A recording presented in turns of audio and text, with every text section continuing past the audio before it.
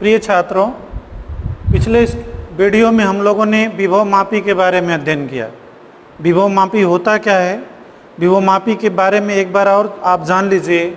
विभव मापी क्या है? 1 मीटर लंबा लकड़ी का एक बोर्ड होता है ऐसे, ठीक है, और इसमें 2 संयोजक पेंचे होती हैं और इसमें 1-1 मीटर लंबा तार का टुकड़ा होता है जिसके काट क्षेत्रफल सबका बराबर होता है, ठीक है। अब इसी के सहारे क्या होता है, यहाँ मीटर स्केल होता है। ये विभव प्रवणता के सिद्धांत पर ये कार्य करता है। विभव प्रवणता होती क्या है? एकांक लंबाई पर विभव पतन की दर को हम विभव प्रवणता कहते हैं। जैसे कि आपने मीटर सेतु पढ़ा था।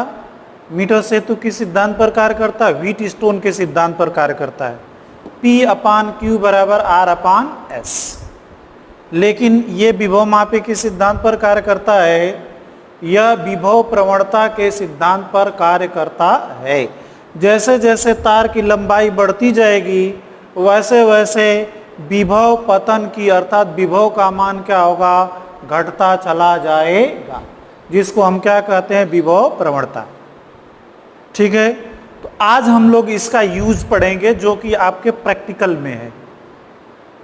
किसमें है? आपका प्रैक्टिकल में है। तो इसका पहला यूज हम लोग देखेंगे। आपकी टॉपिक है विभव मापी की सहायता से प्राथमिक सेल का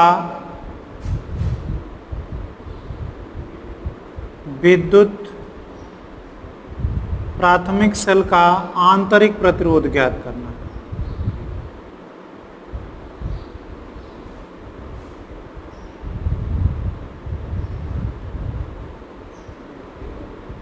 हाँ बच्चों, यहाँ पर ये आप जान लो, आंतरिक प्रतिरोध। सेल जानते हो? सेल वह युक्ति है जो विद्युत ऊर्जा को किस में बदल देती है? रासायनिक ऊर्जा में। और रासायनिक ऊर्जा किस में बदलती है? विद्युत ऊर्जा। जब हम सेल को चार्ज करते हैं तो सेल एक ऐसी युक्ति है, वो क्या करती है? इस विद्युत ऊर्जा को क्या करती है? रासायनिक ऊर्जा में बदल देती है। और जब सेल से हम धारा लेते हैं तो वो क्या करती है? रासायनिक ऊर्जा को किस में बदल देती है? विद्युत ऊर्जा में बदल देती है और किसी परिपथ में धारा के प्रवाह को निरंतर बनाए रखती है, ठीक है। और आंतरिक प्रतिरोध आप लोग जानते होंगे। धारा के मार्ग में रुकावट को आप क्या कहते हो? प्रतिरोध कहते हैं। धारा के मार्ग में जो रुकावट या जो अवरोध उत्पन्न होता है उसको हम क्या कहते हैं? प्रतिरोध। तो अब बच्चों यहाँ पर हमें क्या करना है कि जो सेल होता है, सेल में 2 प्लेटें होती हैं और एक प्लेट से सेल के अंदर जो रसायन भरा होता है उसके अंदर क्या होती है? एक प्लेट से विद्युत धारा क्या होती है? दूसरे प्लेट में जाती है। तो सेल के अंदर जो धारा के मार्ग में रुकावट आता है उसे हम क्या कहते हैं? आंतरिक प्रतिरोध कहा जाता है। तो ये हमें क्या करना है? विभव मापी की सहायता से प्राथमिक जो सेल होता है उस प्राथमिक सेल का आपको क्या करना है? आंतरिक प्रतिरोध ज्ञात करना है। आप केमिस्ट्री में पढ़े होंगे, सेल 2 प्रकार का होता है, प्राथमिक सेल और द्वितीयक सेल। प्राथमिक सेल एक बार यूज कर लेंगे फिर दोबारा उसको आप चार्ज नहीं कर सकते, यूज एंड थ्रो वाला होता है। और द्वितीयक सेल क्या होता है? उसे बार बार चार्ज कर सकते हो। तो पहले बच्चों हम लोग परिपथ के बारे में पढ़ेंगे। क्या पढ़ेंगे? परिपथ।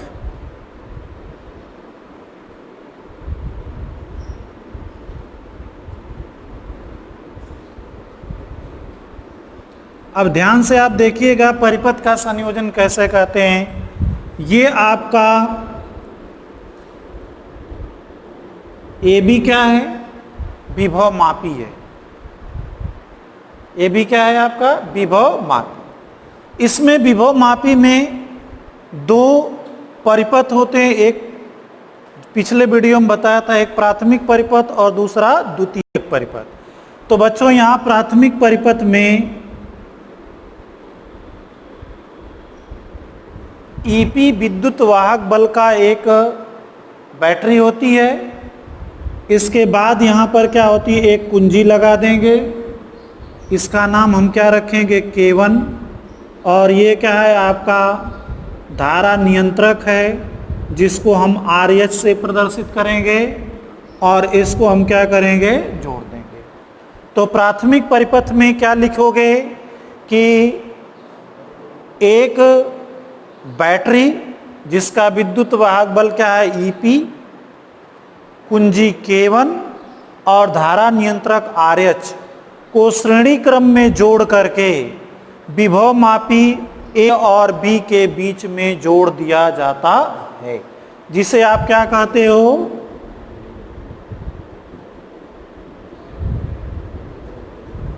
इसे आप क्या कहोगे, प्राथमिक परिपथ।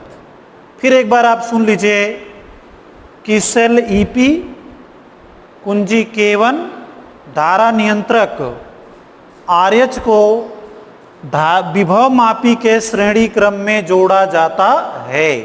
इस परिपथ को हम क्या कहेंगे, प्राथमिक परिपथ कहा जाता है। द्वितीयक परिपथ में क्या करेंगे, द्वितीयक परिपथ में जिस सेल का आंतरिक प्रतिरोध ज्ञात करना होता है उसका धन सिरा, कौन सा सिरा, धन सिरा सदैव विभव मापी के उच्च विभव के सिरे से जोड़ा जाता है। आप जानते हो किसी बैटरी का जो धन सिरा होता है उच्च होता है और माइनस सिरा क्या होता है, निम्न होता है। इस चित्र में भी आप देखोगे बैटरी को जब हम रिप्रेजेंट करते हैं तो उसका धन सिरा कैसे, किससे रिप्रेजेंट करते हैं, बड़ी लाइन से, और ऋण सिरा को किससे रिप्रेजेंट करते हैं, छोटी लाइन से। इसका मतलब होता है कि ये जो धनात्मक होता है ये इसका उच्च विभव होता है, जो ऋणात्मक होता है उसका विभव कितना होता है, निम्न। तो आप याद रखेंगे जिस सेल का प्राथमिक प्रतिरोध ज्ञात करना है उसका धन सिरा विभव मापी के सदैव उच्च विभव के सिरे से जोड़ा जाता है। ठीक है, तो हमने क्या किया, जिस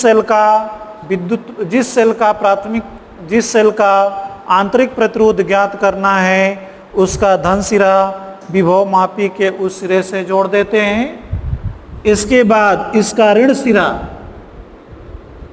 एक धारा मापी से होते हुए विसर्पी कुंजी से जोड़ा जाता है। जिस सेल का आंतरिक प्रतिरोध ज्ञात करना है उसका धन सिरा विभव मापी के उच्च विभव वाले सिरे से जोड़ दिया जाता है तथा इस सेल का माइनस सिरा गैल्वेनोमीटर या धारा मापी से होते हुए विसर्पी कुंजी J से जोड़ा जाता है। ठीक है, अब दूसरा परिपथ है एक प्रतिरोध बॉक्स। क्या लेंगे, प्रतिरोध बॉक्स एवं कुंजी क्या करेंगे, K2 श्रेणी क्रम में जोड़ करके सेल के दोनों टर्मिनलों के बीच में जोड़ दिया जाता है। बात समझ में आ गई।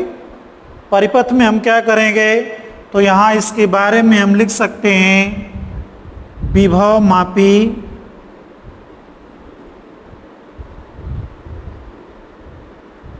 AB से सेल EP कुंजी K1 धारा नियंत्रक RH को श्रेणी क्रम में जोड़ा जाता है। जिसे प्राथमिक परिपथ कहते हैं। अज्ञात विद्युतवाहक बल ई के सेल का धनात्मक सिरा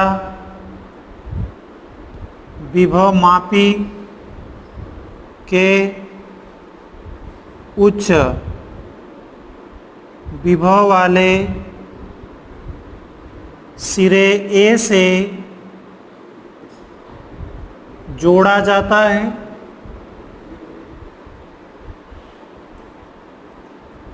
ऋण सिरे को धारा मापी से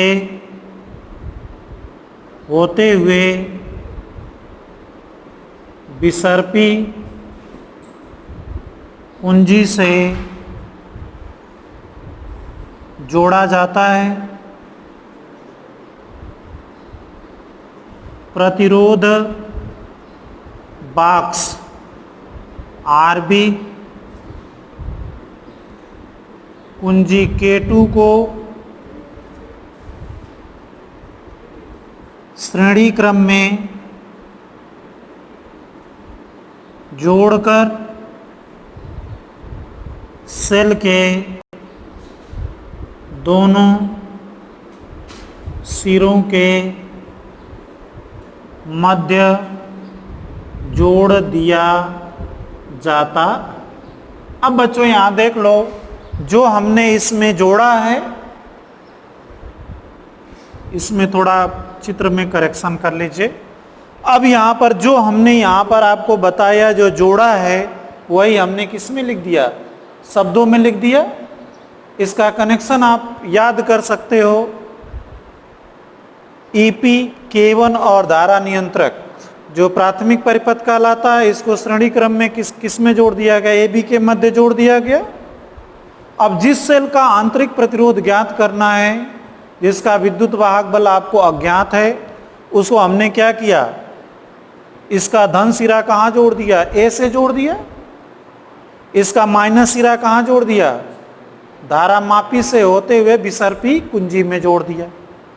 अब आपके पास एक प्रतिरोध बॉक्स है और एक क्या है? कुंजी K2 है। इसको श्रेणी क्रम में जोड़ करके इस सेल के एक को धन सिरे से जोड़ दिया और दूसरा कहाँ से जोड़ दिया? ऋण सिरे से। इतनी बात क्लियर हो गई? अरे बोलो। अब इसकी क्रिया विधि आप देख लीजिए कैसे ये काम करेगा।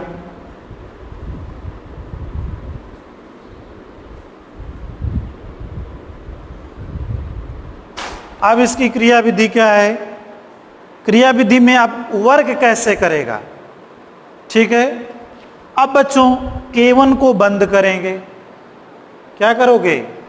K1 को बंद करेंगे, अर्थात इसमें कुंजी लगा दोगे। क्या कर दोगे? कुंजी आती है, कुंजी इसमें लगा दोगे तो परिपथ, प्राथमिक परिपथ को बंद रखेंगे तथा द्वितीयक परिपथ को क्या करेंगे? खुला छोड़ देंगे। अर्थात K1 को बंद रखें तथा K2 को खुला रखने पर विसर्पी कुंजी को A से B के बीच इस प्रकार रखा जाए या इस प्रकार सरकाया जाए कि गैल्वेनोमीटर में विक्षेप क्या हो जाए? शून्य हो जाए। मेरी आप बात समझिए कि K1 को बंद रख करके, K1 को क्या रखेंगे? बंद रख करके K2 को क्या रखेंगे? खुला छोड़ देंगे। ठीक है। तो यहां पर हम क्या करेंगे? प्राथमिक परिपथ में K1 को बंद रखकर तथा द्वितीयक परिपथ की कुंजी K2 को खुला रखते हुए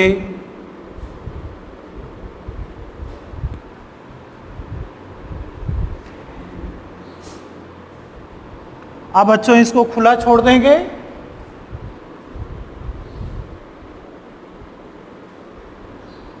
विसर्पी कुंजी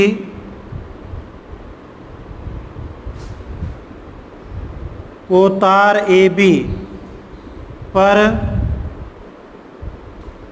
सरकाने पर L1 या पर A से L1 दूरी पर विक्षेप शून्य प्राप्त होता है। अब यहां से इस बात को आप समझ लीजिए, ठीक है।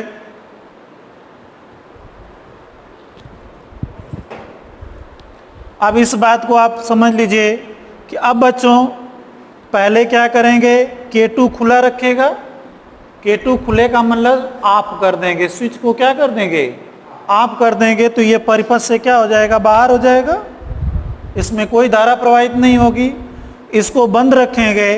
अब ये जो विसर्पी कुंजी है A पर रखेंगे और A से इसको स्पर्श कराते हुए किधर की तरफ जाएंगे, B की तरफ। जैसे A से B की तरफ जाओगे, गैल्वेनोमीटर की ये जो सुई है ये इस साइड से धीरे धीरे किधर जाना शुरू करेगी, 0 की तरफ। ऐसे गैल्वेनोमीटर ये बना होगा, ये बीच में क्या लिखा होगा, 0 लिखा होगा, ठीक है। तो अब आप जैसे A से B की तरफ जाएंगे, ये सुई क्या करेगी, धीरे धीरे 0 की तरफ जाएगी। अब इस पर ऐसे बिंदु पर मान लीजिए यहाँ पर आप आ गए और यहाँ से यहाँ की लंबाई कितनी है, L1 है। L1 लंबाई पर आपके गैल्वेनोमीटर में सुई कहाँ चली गई, 0 पर चली गई। तो बच्चों इस L1 को हम क्या कहेंगे, संतुलित तार की लंबाई। क्या कहोगे, संतुलित तार की लंबाई। तो यहां पर कुंजी को तार AB पर सरकाने पर A से L1 दूरी पर विक्षेप कितना प्राप्त होता है, 0 प्राप्त होता है। तो यहां पर करेंगे खुले परिपथ के लिए संतुलित तार की लंबाई कितनी आ गई, L1 है। और यहां लिख देंगे विभव प्रवणता X है, तो सेल का विद्युत वाहक बल। अब यहां बच्चों यहां देखो, इसका सिद्धांत ही होता है, विभव मापी का सिद्धांत होता है, इस सेल का विद्युत वाहक बल संतुलित तार के मध्य विभवांतर के बराबर होता है। बात समझ में आई, नहीं आई? देखो ये जो सेल का विद्युत वाहक बल है, एक बार आपको बता दूं, यहां से धारा धन से माइनस की तरफ प्रवाहित होगा, इसमें भी धारा किधर से प्रवाहित होगा, इधर से इधर प्रवाहित होगा, ठीक है। यदि बच्चों इसके बीच में इसका विभवांतर अगर इसके विभवांतर के बराबर होगा, देखो दोनों अपोजिट डायरेक्शन में है कि नहीं। अगर बच्चों E का विभवांतर और तार AJ का विभवांतर अगर बराबर है, तो यहाँ पर नेट आपके किरचॉफ के नियम के अनुसार इसमें कोई धारा प्रवाहित होगी, कोई धारा प्रवाहित नहीं, अर्थात इसमें कोई विक्षेप उत्पन्न नहीं होगा।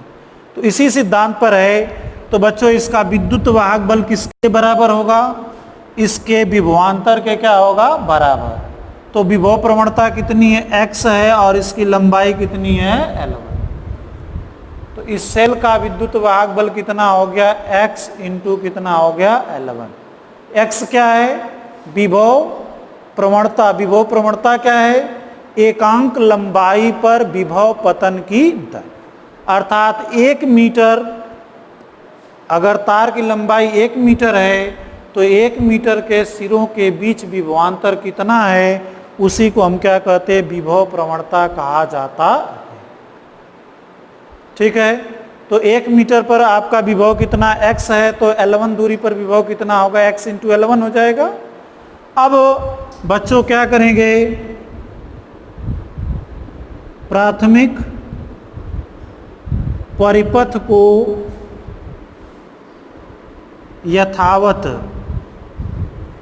रखते हुए, यथावत रखने का मतलब क्या हो गया, अगर ये कुंजी K1 बंद है तो ये क्या रहेगी, बंद ही रहेगी, इसको हम ओपन नहीं करें। यथावत रखने का मतलब क्या हो गया, K1 को बंद रख करके K2 को भी क्या करेंगे, बंद रखेंगे। पहले स्थिति में क्या था, K2 खुला था, तो हमने लिख दिया प्राथमिक परिपथ को यथावत रखते हुए K2 को क्या करेंगे, बंद रख कर प्रतिरोध बॉक्स, आरबी का मतलब क्या हो गया, प्रतिरोध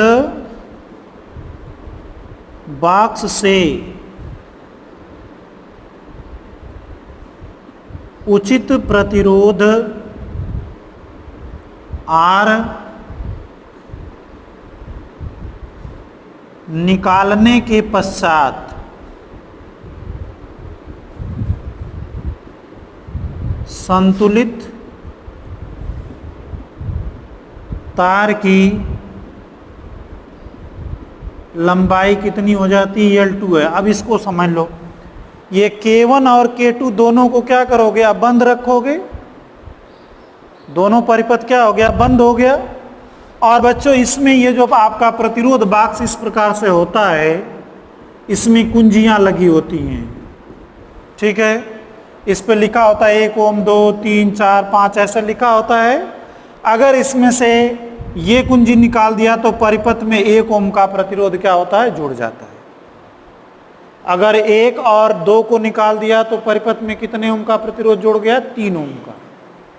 तो हम इन जनरल लेंगे, 8 ओम का प्रतिरोध इसमें से हमने निकाल दिया, और पुनः ए से बी की तरफ जाएंगे तो आपका गैल्वेनोमीटर या धारा मापी में विक्षेप कितना आ गया, 0 आ गया। तो उसके लिए लंबाई कितनी है, L2 आ गई, कितनी आ गई, L2 आ गई।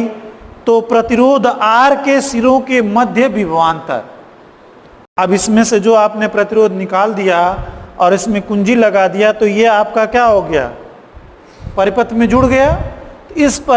इस प्रतिरोध के सिरों के मध्य विभवांतर कितना हो जाएगा, बोलो, R के सिरों के मध्य विभवांतर इसी तरह से होगा। तो V बराबर कितना हो जाएगा, x इंटू कितना हो गया, कितना हो गया, x इंटू कितना हो गया, L2। और आप लोग इसके पहले आपने पढ़ा है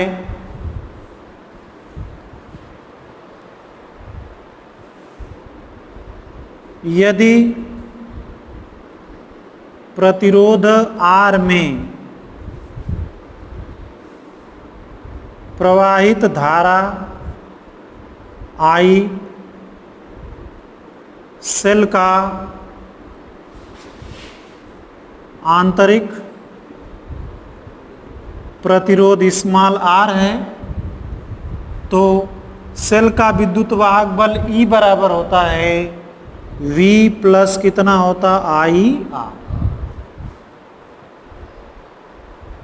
अब बच्चों इसमें देख लो, E का मान समीकरण नंबर 1 से मालूम है और V का मान कहाँ से मालूम है, समीकरण नंबर 2 से।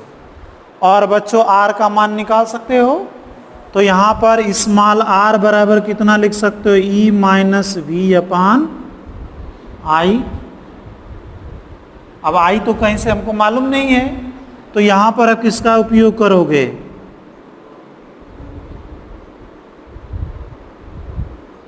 ओम का नियम क्या कहलाता है?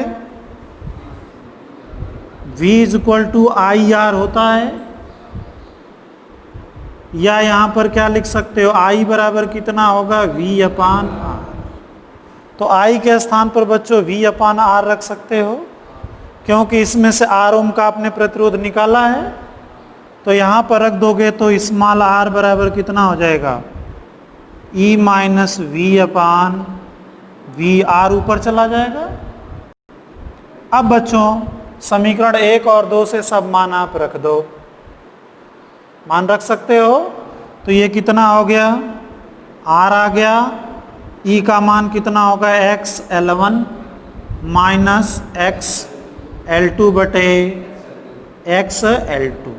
अब X से X कट जाएगा, तो अब बच्चों स्मॉल r बराबर कितना आ गया, कैपिटल R L1 - L2 अपान क्या हो गया। इस सूत्र की सहायता से आप क्या करोगे, विभव मापी की सहायता से दिए गए सेल का आंतरिक प्रतिरोध ज्ञात किया जाता। अब इसमें करना क्या होता है कि पहले मान लीजिए 1 ओम का निकाला, क्या निकाला। अब एक बार सुन लीजिए कैसे आप प्रैक्टिकल करेंगे। परिपथ तो ऐसे ही रहेगा, ठीक है। पहला काम आपका क्या होगा, K1 को बंद करोगे। पहला काम क्या है, K1 को बंद करोगे और K2 को क्या करोगे, खुला छोड़ दोगे, ठीक। अब ये जो बच्चों विसर्पी कुंजी है, इसको कहाँ रखोगे, विभव मापी के अंतिम तार पर। कहाँ रखोगे, जैसे आपको बताया कि विभव मापी में कम से कम कितने तार रखे जाते हैं, 10। कितने तार रखे जाते हैं, ये A है और ये क्या है, तो इस पे आपने विसर्पी कुंजी को यहां रख दिया। ध्यान से आप इसका समझना, प्रैक्टिकल कैसे करोगे। विसर्पी कुंजी को अंतिम तार पर रख दिया, कहीं भी रख लिया, और इसके बाद ये धारा नियंत्रक है। धारा नियंत्रक में लगे प्रतिरोध के मान को क्या करोगे, बढ़ाओगे और घटाओगे। तो इसको धीरे धीरे परिवर्तित जब करोगे तो सुई अपने आप 0 की तरफ जाएगी। सुई क्या करेगी, 0 की तरफ जाएगी। जहां पर 0 पर आ गई, आप क्या करोगे, धारा नियंत्रक को आप छोड़ दोगे वहीं, ठीक है।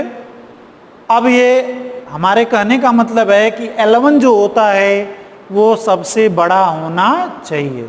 सूत्र में देखो घटाया जा रहा है, L1 - L2, L1 बड़ा होना चाहिए। तो L1 बड़ा रखने के लिए क्या करोगे, विसर्पी कुंजी आप अंतिम तार पर रखोगे या इस पे रखोगे, 8वें 9वें 10वें पर रखोगे, और इसके बाद इस K2 को खुला रख करके किसका मान ज्ञात करोगे, L1 का मान आ जाएगा। अब बच्चों L1 का मान हम क्या करेंगे, फिक्स रख लेंगे। अब इसमें कोई छेड़छाड़ हम नहीं करेंगे, ठीक है। अब दूसरा काम है, K2 को बंद करेंगे। अब इसमें कोई आपको परिवर्तन नहीं करना है। K2 को क्या करोगे, बंद करोगे। इसमें पहले क्या करोगे, 1 ओम का प्रतिरोध निकालोगे, K2 को बंद रखोगे। इसमें से क्या करोगे, 1 ओम की कुंजी निकालोगे, और निकालने के पश्चात यहाँ से धीरे धीरे आओगे, विक्षेप कितना हो जाएगा, 0 हो जाएगा। तो ये आपका 1 ओम के लिए क्या हो गया, L2 का मान। सारणी बनाओगे ऐसे, R हो गया, L1 हो गया, L2 हो गया। L1 तो सबका फिक्स हो गया, ये 1 2 3 4 5 ऐसे कर लिया। इसके मान लीजिए 232 आ गया 1 ओम के लिए। फिर क्या करोगे, अब 2 ओम का प्रतिरोध 1 ओम बंद कर दोगे, 2 ओम का प्रतिरोध निकालोगे, फिर यहाँ से धीरे धीरे आगे की तरफ जाओगे। फिर इसकी L2 का मान 2 ओम के लिए आ जाएगा। इसी तरह से किसके लिए आ जाएगा, 3 ओम के लिए आ जाएगा। तो आपका इस फार्मूले में आप रखते चले जाओ। ये मान लीजिए 950 सेंटीमीटर है, ये पहले के लिए आ गया 232, ये 1 ओम आ गया, ठीक है। R का मान आ जाएगा, फिर 2 ओम लगा दिया, ये तो 950 है। ये मान लो आ गया 300, ये भी 300 आ गया। तो आप देखोगे कि जो आपका जो सेल दिया गया है उसका आंतरिक प्रतिरोध जो है लगभग क्या आएगा, थोड़ा सा वेरिएशन आएगा, लगभग क्या आता है, एक लिमिट के अंदर आता है। एक मान मिनिमम आएगा और दूसरा मान क्या आएगा, मैक्सिमम आएगा। तो आप परिणाम में क्या लिखते हो, दिए गए सेल का आंतरिक प्रतिरोध 1.7 ओम से लेकर के ये 5 ओम के मध्य प्राप्त होता है। क्योंकि सेल का आंतरिक जो प्रतिरोध होता है बच्चों, ये हमेशा क्या होता है, बढ़ता और घटता है। जब नया सेल होता है तो उसका आंतरिक प्रतिरोध कम होता है, जैसे जैसे उससे धारा लेना शुरू करोगे उसका आंतरिक प्रतिरोध क्या होता है, बढ़ता चला जाता। तो ये टॉपिक समझ में आ गई।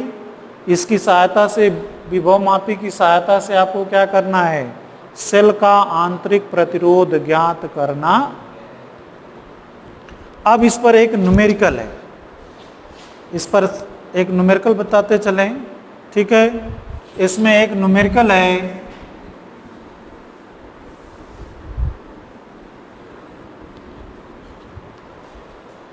क्वेश्चन है यहां पर,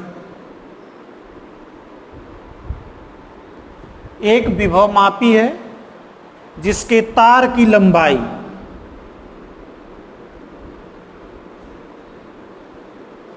विभव मापी के तार की लंबाई 10 मीटर, प्रतिरोध 10 ओम है,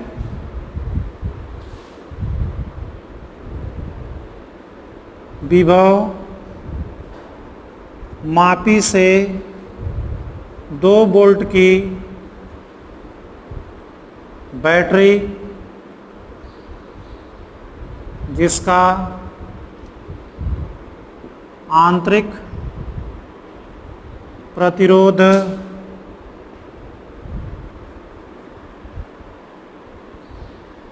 जिसका आंतरिक प्रतिरोध 2 में जोड़ने पर संतुलित तार की लंबाई 5 मीटर प्राप्त होती है।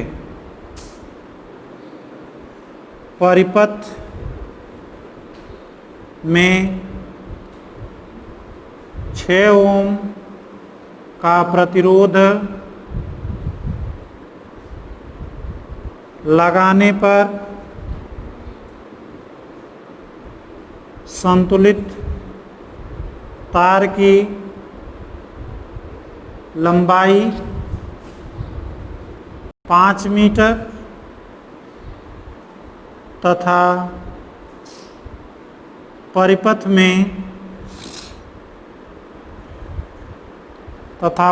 में प्रवाहित विद्युत धारा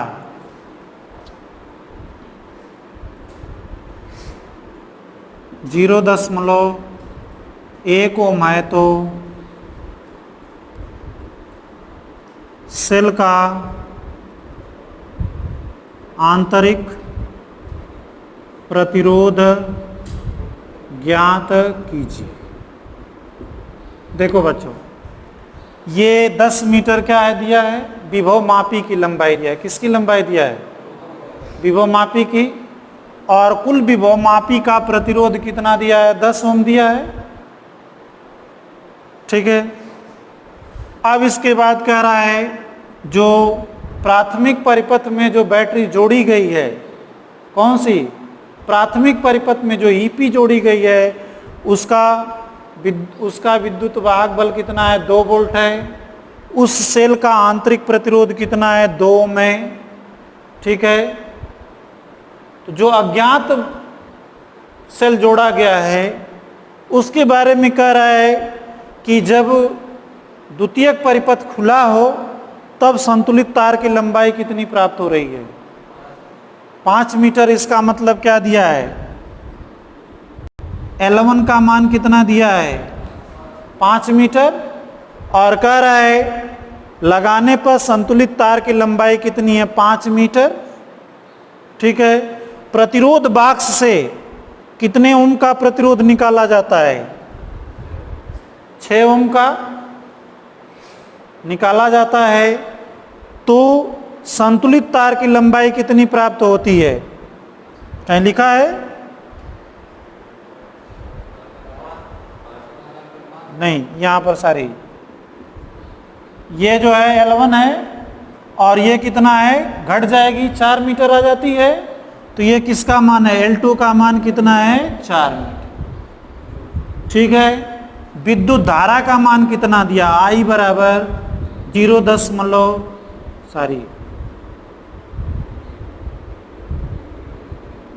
एम्पियर दिया है। पूछ क्या रहा है, सेल का आंतरिक प्रतिरोध ज्ञात है,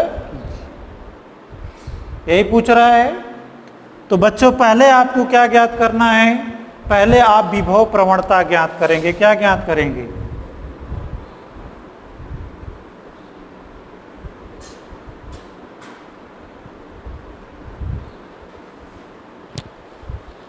चलो भाई, कैसे विभव प्रवणता ज्ञात करोगे, बोलो। X बराबर प्राथमिक परिपथ में लगे सेल का विद्युत वाहक बल into R plus small r, ठीक है, इंटू R बटे कितना लिखोगे, L लिख दो। तो अब यहां पर इसका मान कितना है, देखो 2 वोल्ट है, यह हो गया 2 वोल्ट। अब कैपिटल R कितने ओम का प्रतिरोध आप लगा रहे हो, सॉरी ये पूरे का R का मान कितना है, 10 ओम दिया है। तो ये हो गया 10, आंतरिक प्रतिरोध हो गया 2, R का मान हो गया 10 और लंबाई हो गई 10। कितना हो गया, 1/6 क्या आ गया, वोल्ट प्रति मिनट। ठीक है, अब इसके बाद क्या ज्ञात करना है आपको,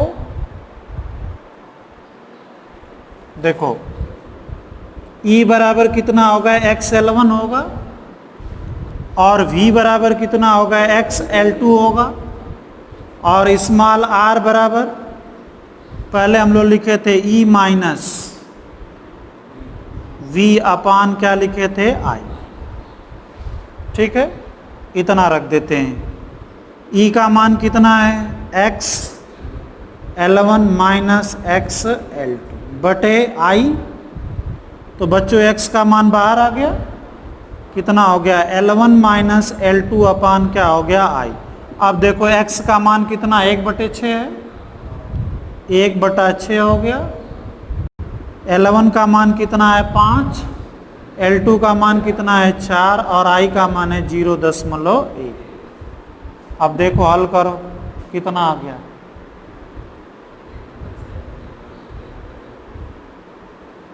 10/6 आ जाएगा भाई। 1 आ गया, 10 हटाओगे 10/1 हो जाएगा, तो गुणा करोगे 1/6 में तो कितना आ गया, 10/6। अब ये कितना आ गया, 5/3 बराबर 1.67 या 1.7 क्या हो गया, अज्ञात सेल का आंतरिक प्रतिरोध क्या हो गया, मालूम हो गया। ठीक है, आज के लिए बस इतना ही। नेक्स्ट वीडियो में हम लोग पढ़ेंगे comparison of the EMF of the elementary cell, 2 प्राथमिक सेलों के विद्युत वाहक बलों की तुलना।